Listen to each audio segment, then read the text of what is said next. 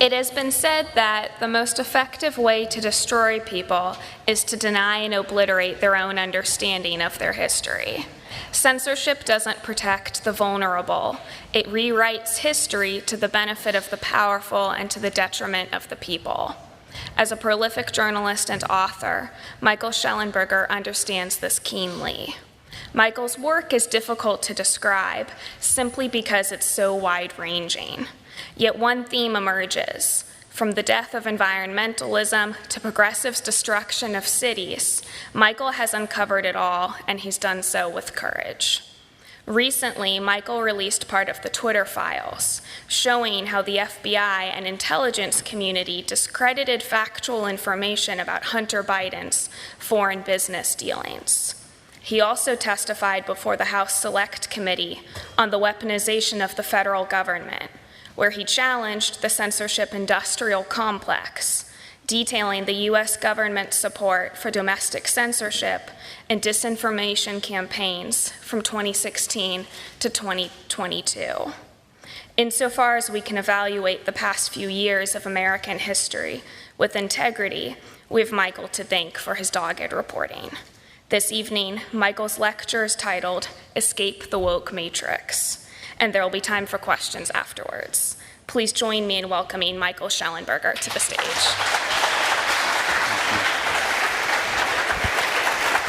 Thank you very much. What a great pleasure to be here. You've all heard the news. Climate change is destroying your future. Carbon dioxide is accumulating in the atmosphere. The planet has warmed 1.1 degrees centigrade since the pre-industrial period. Global warming is killing the Great Barrier Reef. We also know that police killing black people is a pandemic. Murders of trans people nearly doubled over the past 4 years. But there's more to this story. Carbon emissions peaked in Great Britain over 50 years ago. Same thing in France, the United States, and indeed, over the last decade, total global emissions declined. Why haven't you read that in the New York Times or the Washington Post? Deaths from natural disasters have diminished to a few hundred a year in the United States, even as the global population quadrupled over the last century. They've declined internationally by over 90%. The cost of disasters everywhere is on decline. Why is nobody telling you that? As a result of declining deaths from extreme weather events and declining costs, what gets counted as a natural disaster has also declined. There's only one database that tracks natural disasters. It's the MDAT data center in Belgium, and total global weather and climate disasters have declined. How come nobody is saying that? The Great Barrier Reef recorded the highest amount of coral in 36 years, and maybe longer, because that's the amount of time that we've been studying and measuring the great coral, the reef on the great coral, on the Great Barrier Reef. Why is nobody telling you that? These are my books. After I lost all of my friends and all of my financial support, not an intuitive move in your late 40s, I decided to put all my heartbreak into a single book, Apocalypse Never, which came out in 2020. I had the good fortune of it selling, and so I got to write a follow-up book, which was to understand, why do people who say they care more than anybody else let people suffering from schizophrenia smoke fentanyl and have the bottom parts of their legs rot on the street, where they are then taken into the hospital and have the bottom parts of their legs amputated? Why do they then put them back on the street? Why do we spend 10 times more than other cities on homelessness and have those outcomes? How is that compassionate, and why is it done in the name of care? There are no racial differences in police killings when accounting for whether or not the suspect was armed or a threat, justified or unjustified. Everybody knows this. There's no real debate about the data. The person who's done the most to discover this is Roland Fryer at Harvard University. You might have heard of Harvard University, and yet nobody talks about this. Police killings of African Americans declined from 217 per year in the 1970s to 157 per year in the 2010s in 58 of the largest US cities. That's based on FBI data that my colleagues and I personally crunched. This is wonderful news. Police killings of all races declined dramatically from 59 per year between 1970 and 1975 to 12 per year. Now, the rate of police killings in San Francisco and Oakland did increase slightly from 2.7 to 2.8 per year respectively in the 70s, 2.4 and 3.9, but police killings per capita in those two cities declined by 8.3%. So when you account for the increase in population, it also declined. Researchers do not know if trans people are being killed disproportionately in comparison to cisgender people, nor do they know if trans homicides are rising, nor if trans people are being killed for being trans or for some other reason. There is no debate over this data. And yet CBS News irresponsibly and other news outlets suggest that they are. And that should upset you, especially if you care very much about trans people, because what you would not want to do is have a bad baseline for monitoring such terrible forms of violence. Why in the world does everybody get it so horribly wrong, unethically wrong, not just analytically wrong? Some of these things are easier to explain than others. There have been major disinformation campaigns waged by senior leaders in our government. They got an entire FBI investigation based on a made-up memo that suggested that Putin controlled Trump because prostitutes urinated on him in a bed. That is what happened. My mother still believes that Trump is a Russian asset because of that disinformation campaign. The labs leak all the time and have leaked for 50 years all around the world. The idea that COVID might have leaked from a lab was obvious to everybody, including the scientists who emailed Anthony Fauci on January 30th, 2020. In their email to him, they said, "We think it's more likely to be a lab leak."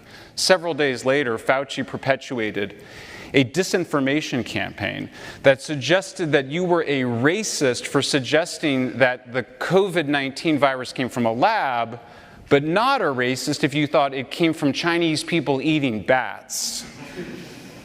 That happened. People said it was misinformation to suggest that vaccines had side effects. People said that the Hunter Biden laptop was disinformation, not that it fell into a bathtub because Hunter Biden was hammered and smoking crack. Instead, somehow the Russians had gotten Hunter Biden's laptop data and then got it onto a laptop and then dropped it off at a computer repair store. It was the most cockamamie story, a conspiracy theory, and it was perpetuated by senior members of the US government, retired and employed. And people say that the Twitter files just showed people doing content moderation, not censorship. These are senior elected officials who carried out this disinformation campaign. We now know absolute certainty that the FBI should never have launched that probe. Here's the email from the senior scientist to Fauci. Some of the features potentially look engineered. The furin cleavage site that does not belong on the spike protein was obviously engineered, and people knew that right away. And yet the Washington Post suggested that Tom Cotton keeps repeating a coronavirus fringe theory that scientists have disputed.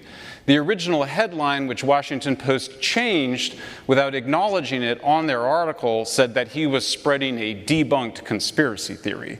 The Washington Post, which broke the famous Watergate scandal, spreads disinformation. Fauci and his colleagues constructed a fake science article in one of the formerly greatest medical journals in the world, suggesting conspiracy theories were what those lab leak hypotheses were. The Great Barrington Declaration, co-authored by a new friend, Jay Bhattacharya of Stanford University, that Jay Bhattacharya is a fringe epidemiologist, a full professor at Stanford University, and one of the most beautiful individual people you'll ever meet. And Francis Collins, the head of the National Institutes of Health, the greatest medical organization and organizations in the world, formerly greatest, said that there needs to be a quick and devastating published takedown of his premises. The Great Barrington Declaration argued that the approach to the pandemic should be the approach to the pandemic that everybody agreed the approach to a pandemic should be before there was a pandemic, which is known as focused protection of the most vulnerable, but allowing children to go to school so they could actually learn something. I don't want to make it personal, but you do need to name names when you are uncovering bad behavior. And this person, Renée Dresta, is the smartest of the people in every room she's in, and she's a former CIA fellow, ostensibly former. One of the things that you learn when you interview people in the intelligence community is they say, nobody retires from the intelligence community.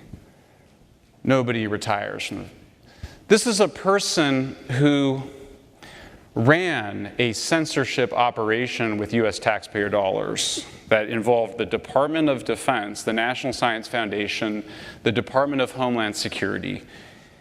It subcontracted out the censorship work to 4 organizations that constituted the creme de la creme, people that went to places like Harvard and Stanford and apparently had their consciences ripped out from their hearts and their brains and got themselves in a situation of censoring the rabble, or what Hillary Clinton calls the deplorables, for doing things like questioning the elections or sharing stories of vaccine side effects on Twitter and Facebook. This was such a smashing success that they're now exporting to other countries, and there's nothing that's been done to stop this. Our work has not stopped this. This is continuing. Here's what Twitter did to Jay Bhattacharya. They put him on a blacklist. The word blacklist is not my word. That's the Twitter internal word. You can see it right there in yellow on his profile, Trends Blacklist. You can imagine the shock that overcame Barry Weiss and Matt Taibbi and I when we saw this. He's one of the most important epidemiologists in the world, and he was on a blacklist because he suggested doing with the pandemic what everybody agreed we should do during a pandemic before there was a pandemic. The behavior from the White House is remarkable.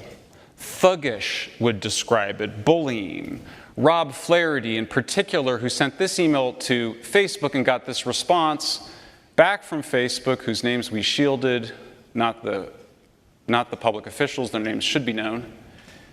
And the Facebook executive said, yes, sir, please know that we are censoring even true stories of vaccine side effects. So mothers sharing stories of their children getting sick from the vaccine had their posts censored without their knowledge so that other mothers would not see them.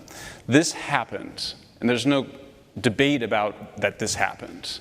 There's a lawsuit about this, and a question is only whether it violated the First Amendment. It's still, in my humble view, as a non-First Amendment scholar, a violation of the First Amendment to have the government have other people demand the censorship or to demand that Facebook engage in the censorship. Matt Taibbi discovered that in this email from the Virality Project, which was a project funded by US government contractors, that they demanded that Twitter censor, and you can see it in the yellow highlight in the middle, true content which might promote vaccine hesitancy. It's not that the information was wrong, because of course the First Amendment also protects wrong information, but they wanted to censor accurate information because they were worried that people might get the wrong idea and choose not to get the vaccine. I got the vaccine, I got boosted, nothing, vaccines are a miracle, but this is totalitarian tactics to censor this kinds of information. FBI came to us, said Mark Zuckerberg, as he has rapidly sought to shift the blame away from taking responsibility.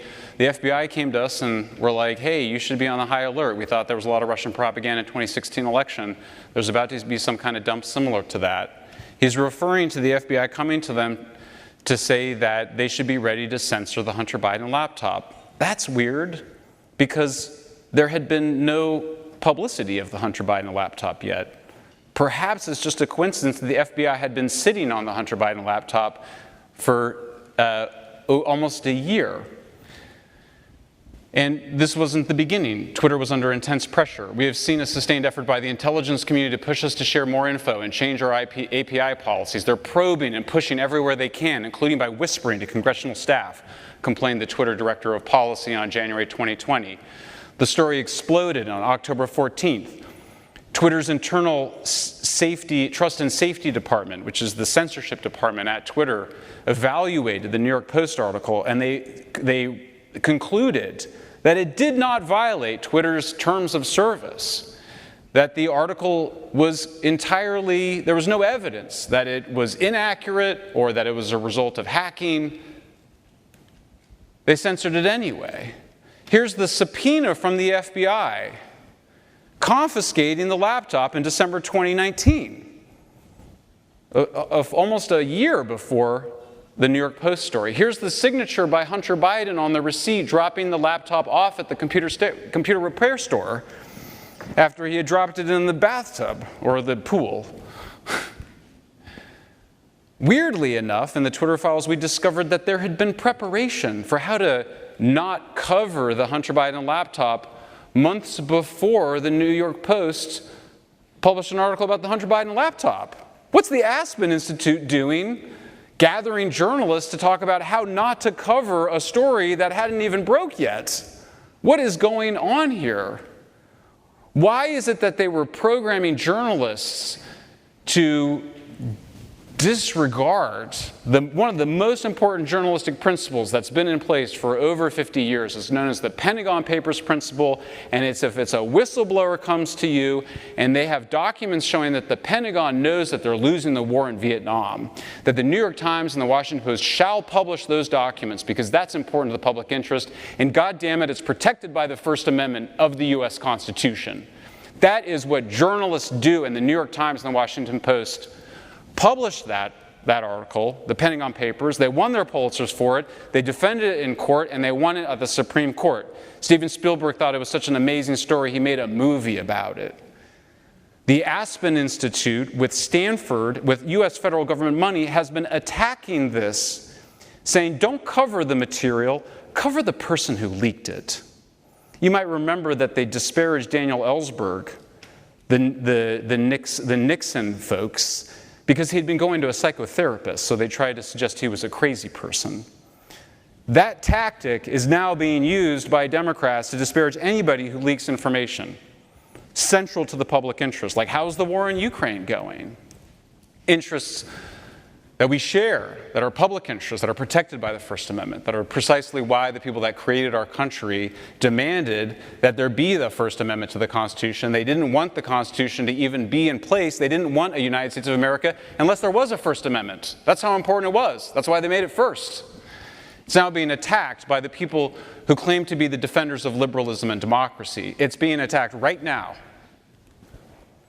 Here's the little memo they created. You can see at the top, September 2020, Aspen Digital Hack and Dump Working Group, how to brainwash journalists so they don't cover the obvious thing that's sitting in front of their face.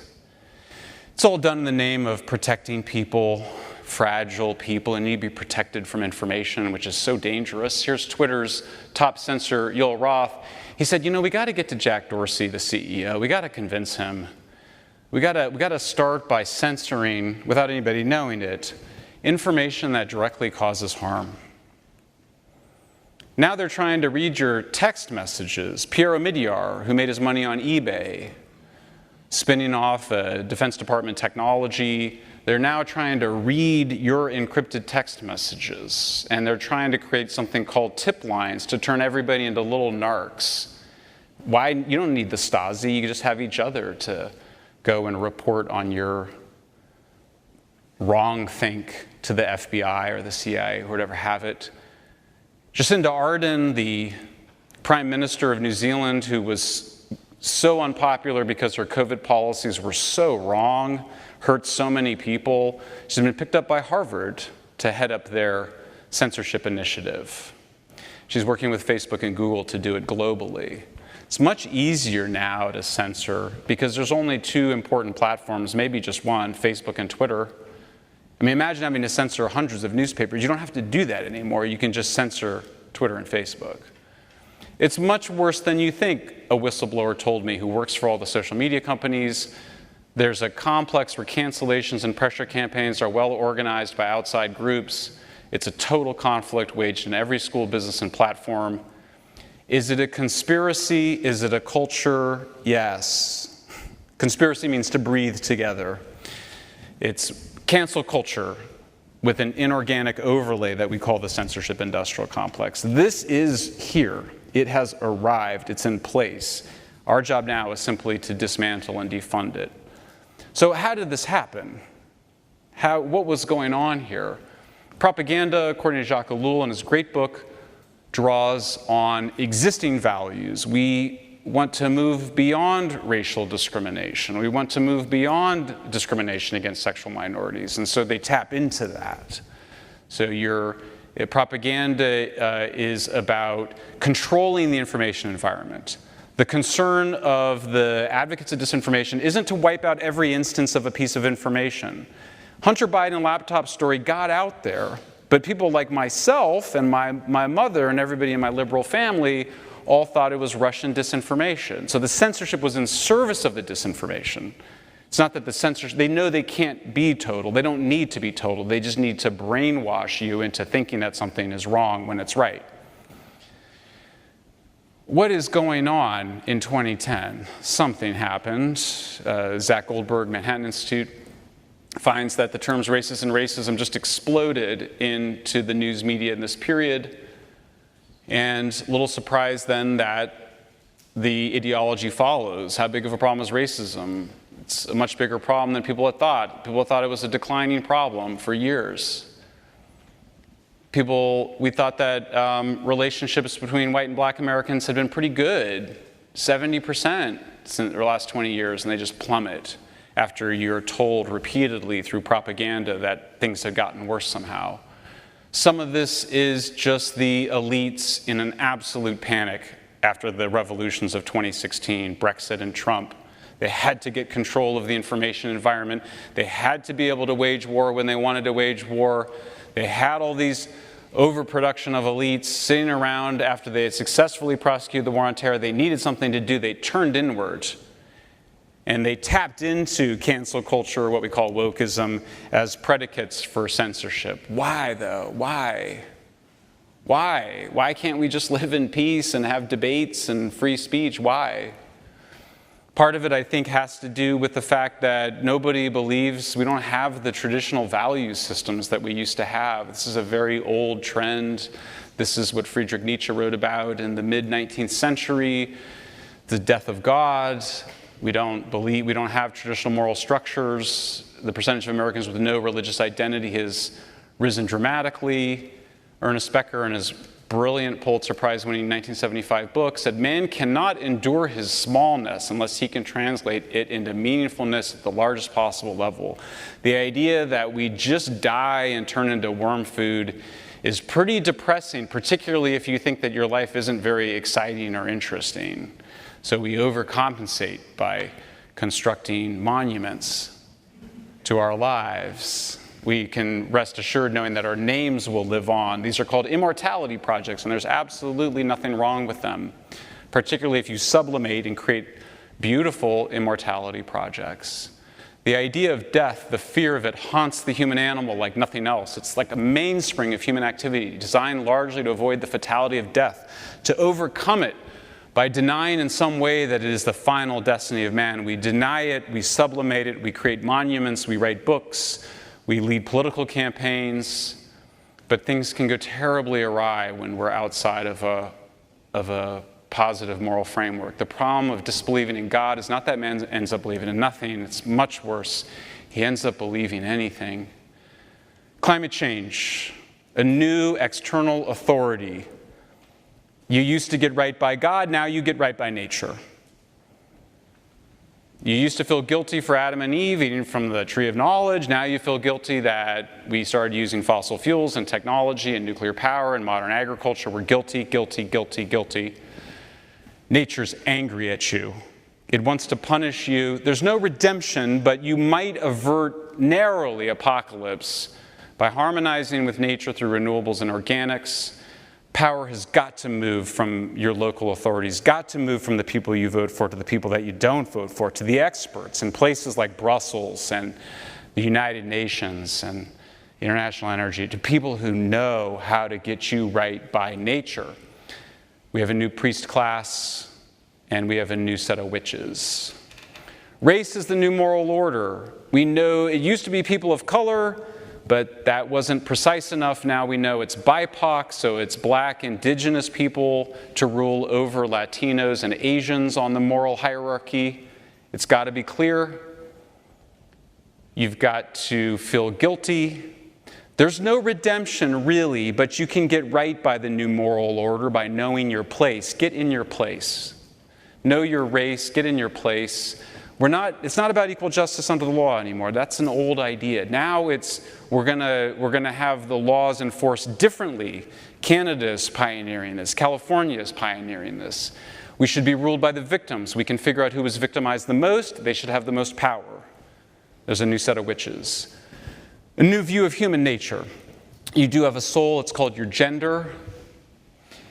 You're the God. You can change your body however you like. Forget what they say about chromosomes and whatnot. You can reshape your body. You are who you say you are. Drugs and surgery are gender affirming. Preventing drugs and surgery is conversion therapy, and we have a new set of witches. Social media plays a role. Look at that. Jonathan Haidt is absolutely right. Anybody that's been reading Jonathan Haidt knows that he's won this argument. You got it, John. Stop. You've convinced everybody. You've made us all anxious. We feel like, oh my God, everybody's watching me. Everyone can see me. It's Foucault's panopticon. It's on your phone.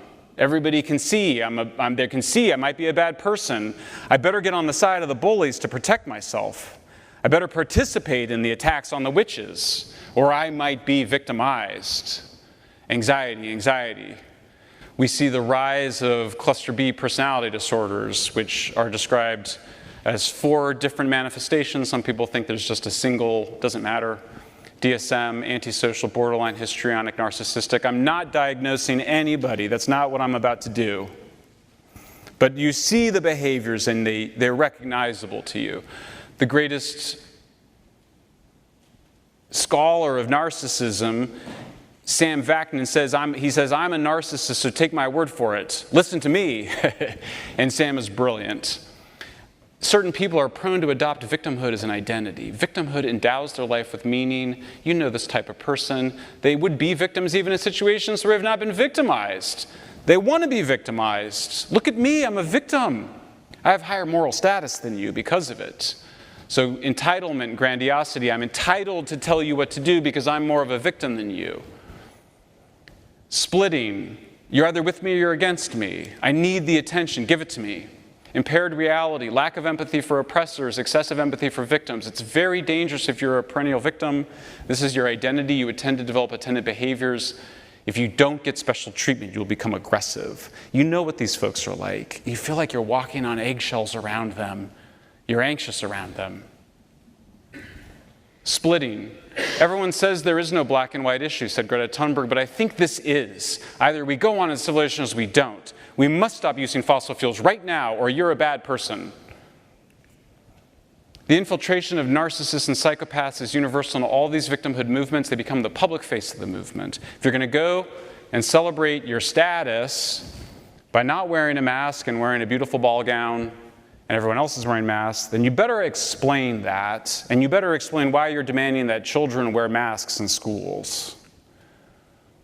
What would lead otherwise decent people? I have no doubt that the people with their fists upheld no doubt that they are empathic people, caring people. They care more. What would lead them to do this? To raise their fists above this young woman who later said in a Washington Post op-ed that she attended Black Lives Matter protests. She supports police reform. She just didn't think that she should have to raise her fists against a mob, that that's not what she understood the First Amendment in America to be about. If an individual in a position of political power is a psychopath, he or she can create an epidemic of psychopathology, and people who are not essentially psychopathic, they're not psychopaths. They're behaving like psychopaths. Create a culture of cluster B personality disorders. These are not the signs that people want to censor. They want to censor other people's signs, the signs that say respect trans people or your pronouns will be was, were. That's a death threat. That poster just went up in Britain today. The potential for aggression in victimhood movements is much larger than in the general population. Anything that is grievance-based leads to violence and death. These boots stomp turfs. If you start talking about a genocide against you and your folks, and there's no genocide, be very careful around these folks. That's dangerous, because if you think a genocide is being perpetuated against your people, then almost anything is justified. This is antisocial personality behaviors. These kinds of things. Assaulting somebody for what they said. It's narcissism. Pay attention to me. I threw soup on a Van Gogh painting. In the 1950s, these courageous students had milkshakes poured on their heads in order to be able to sit peacefully at a lunch counter in the South. Now they throw soup on the painting and they want to be famous. That's different motivations. That's not the same thing. Histrionic. My future's coming to an end. It's desperate. It must happen now. It's tempting to wonder, is it all coming to an end? Is this it? It's pretty dark. I never said it was going to be an uplifting speech. Civilizations, on average, 336 years. That's the most comprehensive study. We're at 250. It's been a good run. Not so fast, right? Come on. It's the United States of America. This place is amazing. Amazing. We have the First Amendment. We have the First Amendment. And we're going to fight for it, right? We're a country of renewal. We're a country we want change. You can remake yourself. Somehow I became a free speech advocate. I was like a nuclear power advocate like 5 minutes ago. The Netherlands was one of the first modern civilizations, rich. It's still great. God, have you been to Amsterdam? Incredible. They had an open drug scene, homeless crisis like we have, and they got people the care they needed. They got them into treatment. They intervened, got them on methadone, got them into recovery. Amsterdam is amazing. It's an old civilization, and they're doing great. You need at least these 4 things: equal justice under the law, meritocracy, cheap energy, freedom of speech. If you don't have them, you might be able to get away with the first 3, but then it's not a liberal democracy if it's just the first 3. So what do we do about it? You can't just condemn. My friends on the right, they love to condemn. Condemn, condemn, condemn. This is bad, bad, bad. It's not good enough. You have to explain it. That's what I've been trying to do. This is the most important book I read on this issue in the last couple of years. Politics is Andrew, I'm going to butcher it, Lobachewski, lived under the Nazis, lived under communism in Poland, a psychologist, and he said, it's not just it's not just that totalitarianism, it's not that the institutions are immoral and wrong. It's all, yes, that's true, but the people in them, they're psychopaths and narcissists. There's something wrong with the people that got in charge.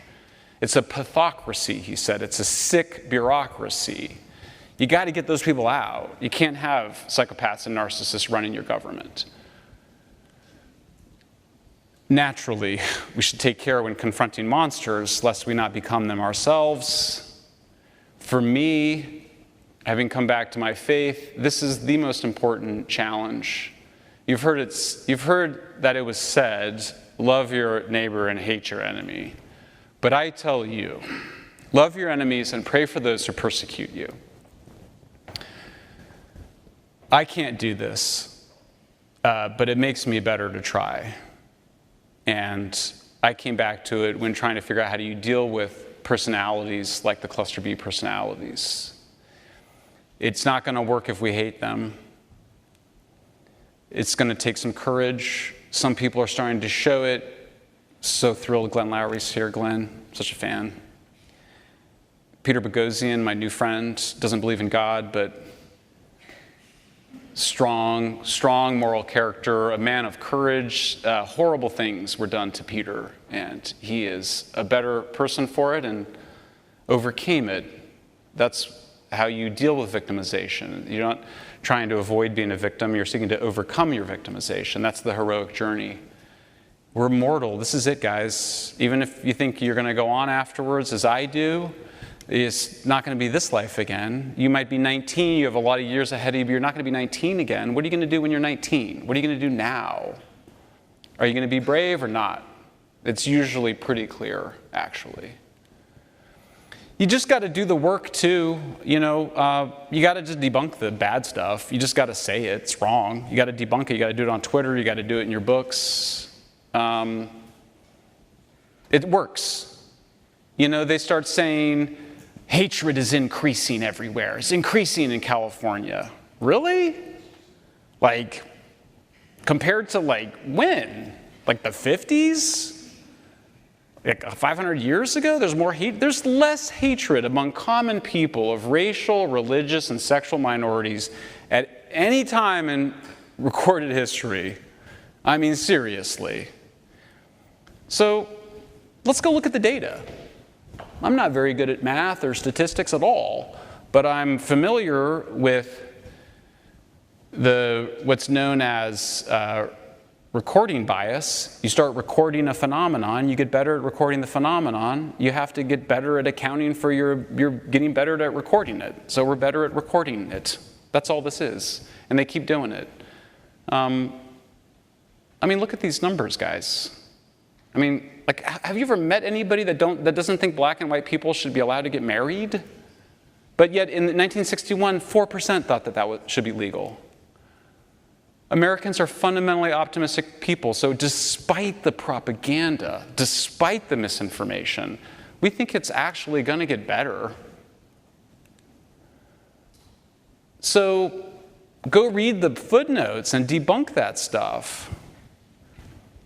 There could be an increase in reporting. That might have been the reason, said the researcher who put out the bullshit study at UC Berkeley, where the first thing you learn in your stats class is that there's a reporting bias.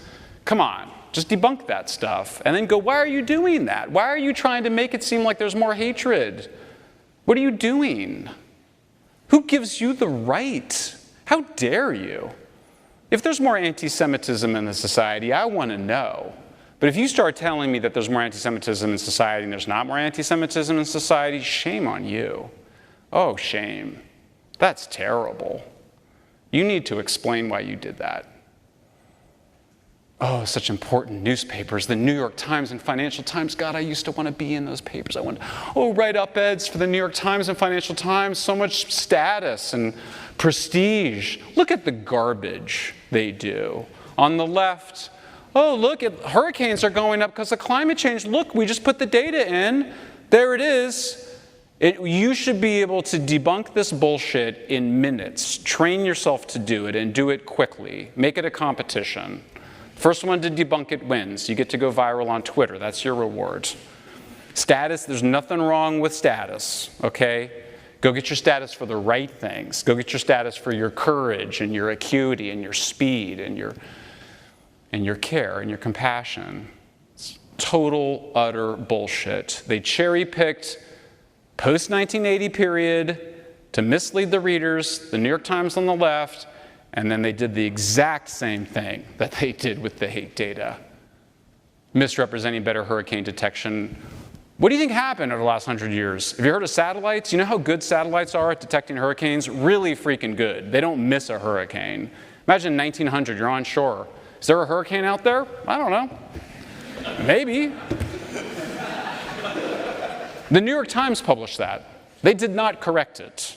And I made sure that the authors saw it, and they saw it. Landfalling U.S. hurricanes are flat. This is the data. There's no other data source. It actually slightly declines, but it's probably not accurate because the data is the data. It's a little bit messy, but it's flat. There's no increase of hurricanes. There's still 2.5 billion people in the world that have to use wood and dung to get their primary energy. That is fucking bullshit. There is no reason for that. These people, they can get LPG and gas. You interview women in the third world and you're like, what do you like about getting LPG? Being able to cook a little pot of beans or rice as opposed to having to go get the wood and blow on the fire and breathe the smoke. What they say is they go, you know, when you get a little LPG and you get the beans and the rice going, you can do something else. You can save labor. You can save your time. Cheap energy is women's liberation. The fact that some of the richest and most powerful people in the world are trying to deprive sub-Saharan Africans and South Asians of natural gas and liquefied petroleum gas is a moral abomination. It's completely messed up. That's what's going on right now. We can lift everybody out of poverty. There's no physical reason you can't do it. It's just mental derangement that we can't. You grow more food on less land, as we do in Europe and the United States, and there's more grasslands and forests for the wild animals. There's no sixth mass extinction. You can have everybody lift out of poverty and have more nature. Oh my God, it's incredible. I mean, think about it. On your deathbeds, maybe not mine, like there's no reason for anybody to be in poverty anymore. That's dumb. And you can have more wild animals, gorillas and turtles. We brought all that, we bring in the sea turtles back. This is the future we can have. We just have to fight for it. Let's do it. Thank you very much.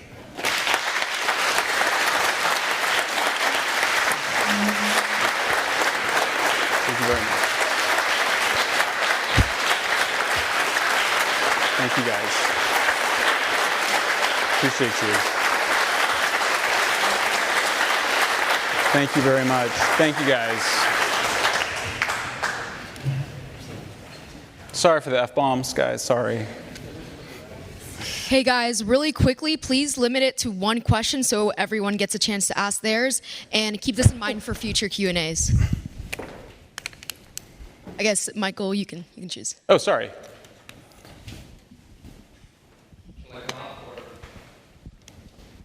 Thank you very much. Is it possible that you could send us the slides or make the PowerPoint accessible to us? Yeah, they're on environmentalprogress.org. Go under the Environment tab, the case against environmental alarmism.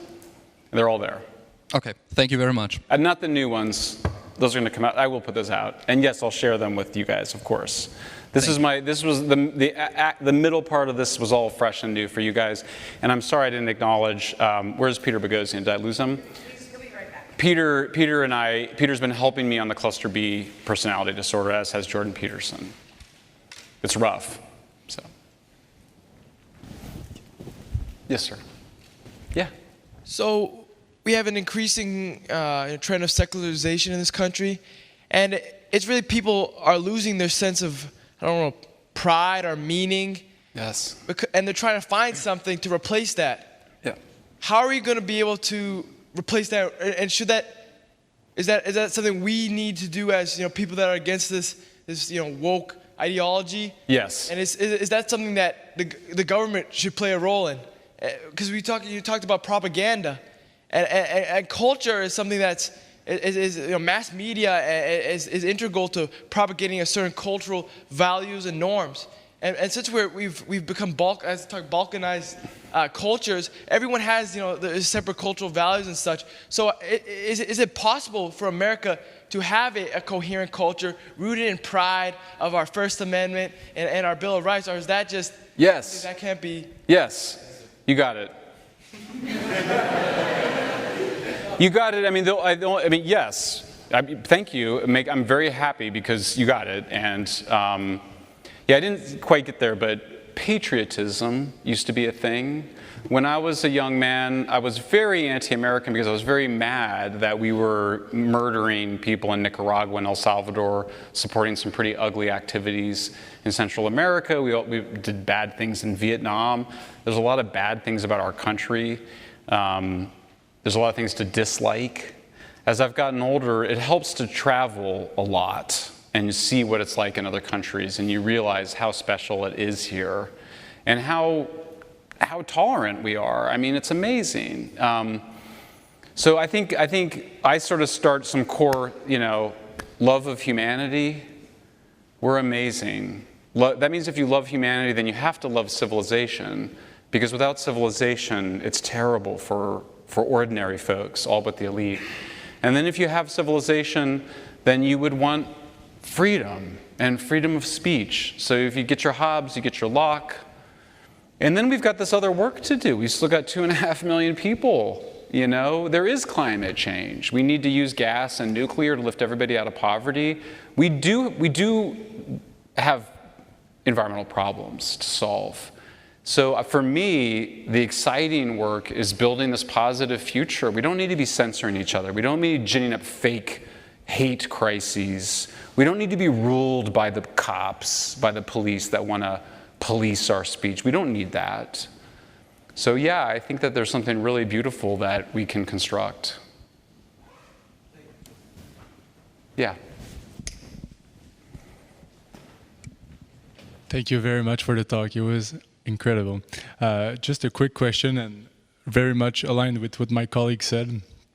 What do you make of the idea that as Christianity falls, wokeism gets up because of the death of God, and there's this hole that people need to fill to find meaning in their life? Is it the case that because Christianity falls, people create new religions and worship them? Yeah, I think so. That was sort of what I got at with the thing about, look, there's on your dark moments, there's a picture of just this is kind of coming to an end. Western civilization that's destroying itself from within. This is an old problem. It's nihilism. It's been wrestled with for 150 years. The antidote is near the poison. America is so unique. It's so special. It is a country of reinvention, of consistent reinvention. People thought that things were really coming to an end in the late 60s, early 70s in the United States. And then we had this amazing process. In the 1970s, we had something called the Church Commission, which actually cleaned up the CIA and FBI, which had been so corrupted by bad guys. This is the J. Edgar Hoover spying on Martin Luther King period. This is them dosing people with acid and just doing nasty, weird things when our military and intelligence communities got out of control. We've got to clean them up. We got to get the psychopaths out of positions of responsibility. So that needs to happen. So for me, what's happening that's really exciting is journalism is really exciting. Barry Weiss is exciting. Matt Taibbi, Substack is super interesting. All the action is there. Public intellectual life is amazing. University of Austin, this is amazing. And this gives me hope. Truly only in America would this sort of thing be celebrated and supported in the ways that it is. So for me, I do think there's a huge amount of opportunity. It does mean you have to go into that darkness, though. You have to really understand what you're dealing with here, and be ready to let go of institutions and relationships that are unhealthy or toxic. It's such a cliche of self-help of, letting go of your toxic relationships, but you got to do that, and you got to do it with those toxic institutions. And I think when you do, you'll find that people want it. It's this thing where when I hear from people that are just like, oh, thank you for saying that, thank you. Ugh. I just feel like I don't feel comfortable saying it.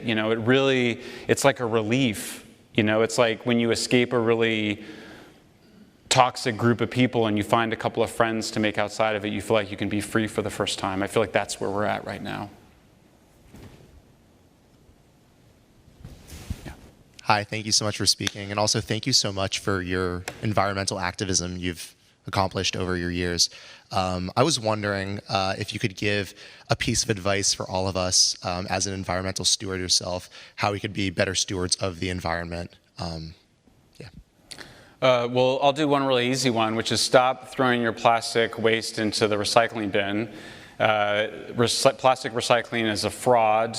90% of that never goes and gets recycled because it's not profitable. It's cheaper to just use the waste byproduct from the petrochemical industry to make these. Throw these in the trash, please.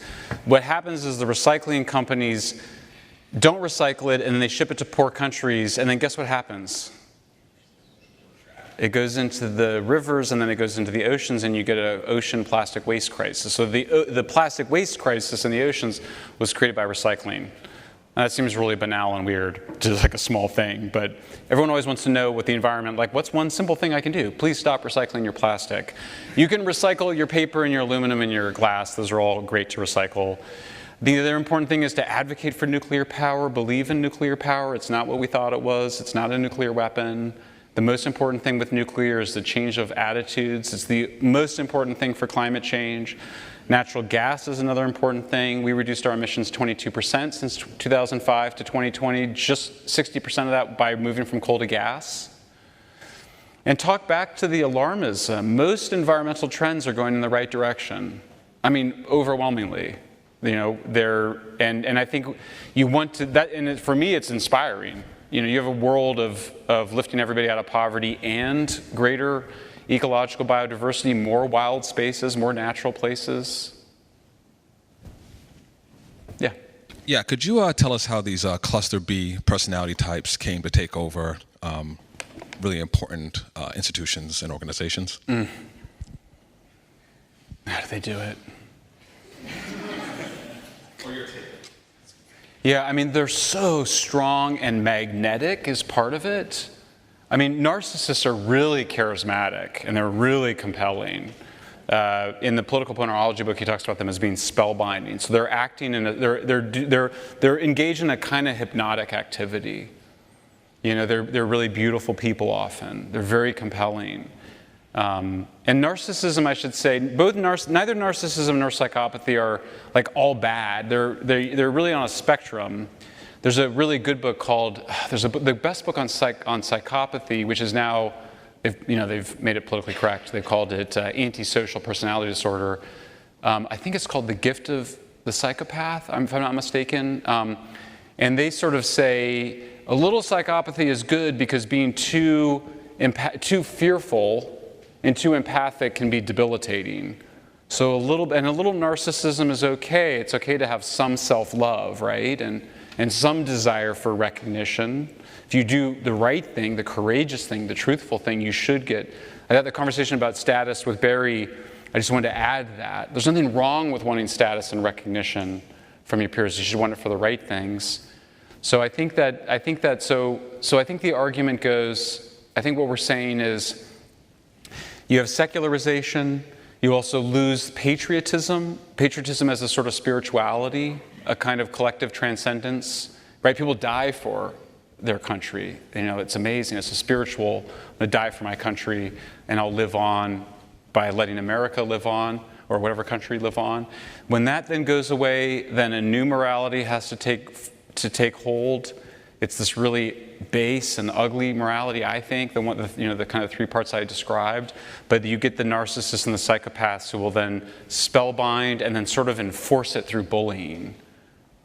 That's again, it's taken us some time. Peter's frustrated with me because I've been sitting on this research for a long time, but it's hard, complicated stuff, and psychology does not lend itself to hard empirical facts. We're trying to sort of more describe what we're seeing and feeling. Yeah. Really, thank you for doing all this. I was wondering, like, what are red flags that, like, you see that make you intuitively feel like some news that seems really, like, factual is not actually factual? Well, I mean, this with the increasing of hatred, it was just immediately set off my red flags. I mean, if you read Steven Pinker's book, you know, which I don't entirely agree with, but basically, you know, violence has declined in the society. This sort of, you know, racial, religious, and sexual hatred has declined. You know, so when people start saying, "Oh, there's been this big increase in hatred," I'm kind of like, really? You know, doesn't seem right. You know, and that's part of it. And then also, it was accompanied with a desire for something wrong, which is more censorship. And so, similarly on climate change, it's like, well, we just don't, because of climate change, you know, sub-Saharan Africa just can't use fossil fuels. Sorry. You kind of go, well, wait a second. So, like Jordan Peterson has this great line, you know, which is if you can't tell what somebody's motivation is, look at the consequences of their action. If the consequence of climate action is that sub-Saharan Africa is being deprived the natural gas that they produce, which is also the feedstock for fertilizer, which is what's required to grow more food and use less land and save more nature, then you got to be like, what's that really about? Kind of a weird, creepy power trip, really. Sure. Who do you think is the main driving force behind all this? You mean as like a...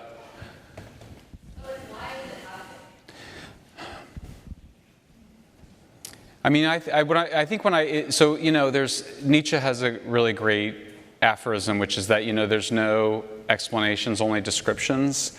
And so you can see in this talk, I kept being like, well, it's kind of driven by this reaction to Trump and Brexit. And then you kind of go, well, it's also kind of, after the war on terror, there was all this apparatus that needed to go somewhere. And then you kind of go, well, it's the rise of the social media and the internet. And then you kind of go, well, it's secularization. You know, and then it's coming from within the culture. It's genuinely coming from within the culture, and then the elites are taking advantage of it. So you can definitely we should keep trying to peel the onion, but you know, you kind of get at the bottom of it, and it's people being small. It's people thinking that somehow, like, there's not enough atmosphere for poor people around the world to use fossil fuels. It's not just that some people just have most people just have bad information, but other people know better. They know that actually it doesn't work like that. You know, that actually to be protected from the consequences of climate change, you need to have abundant and cheap energy. So there's something wrong in the motivation. Hi, thank you for coming. You brought up personality disorders, which obviously can be interpreted as like dismissive or inflammatory or any of those things, because, you know, you can't rationalize with psychopaths, you can't rationalize with narcissists and, you know, hysterics. So how does that information help us approach woke people and, just engage with them? I think you can. You know, one thing I wanted to say is, so I think it's important to understand, you know, psychopathy and narcissism on a spectrum, and that some amount of it is actually healthy, and that it's also situational. So there may be a disposition, but also, you know, we see good people behaving badly in bad situations. And so one thing is to try to get people out of those situations, and also just, you know, as just a basic personal security issue to avoid those situations. It's kind of the most important thing when you look at personal security issues, avoid bad situations. And then I did want to get at the debunking a bit, because I did want to say that I've actually been very happy and surprised lately, because we've been debunking this idea that there's been an increase in hatred and anti-Semitism and racism. And we've just been doing it on Substack and Twitter and, you know, and some podcasts and whatnot, but it's working. Like, I can tell it's working because, like, literally they've, like, the United Nations and these other people that were saying there was an increase have stopped, you know, and we can ratio them. You guys know, ratio, that's what the kids say. You know, like when the head of the United Nations says there's been an increase in hate, and I kind of go, actually, there hasn't, and here's the evidence, and you're just looking at a reporting bias. You know, a couple weeks later, they just go, we have to fight the hatred in society. Okay, sure. So I do think you have to kind of do it at all levels. You have to debunk it, and then you have to kind of go, where's this coming from, and why are you doing that? What's the agenda here?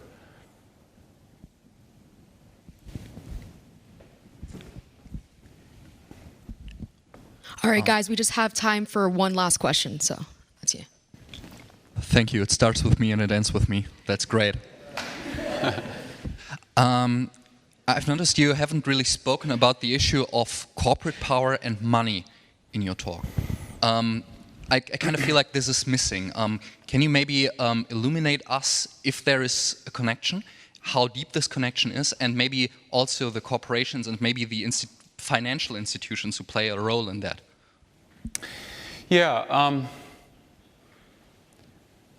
So the interest of the news media has always been to have your attention, so that they can then sell your attention to an advertiser, right? So you're the product being sold to the advertiser. That's very important to understand.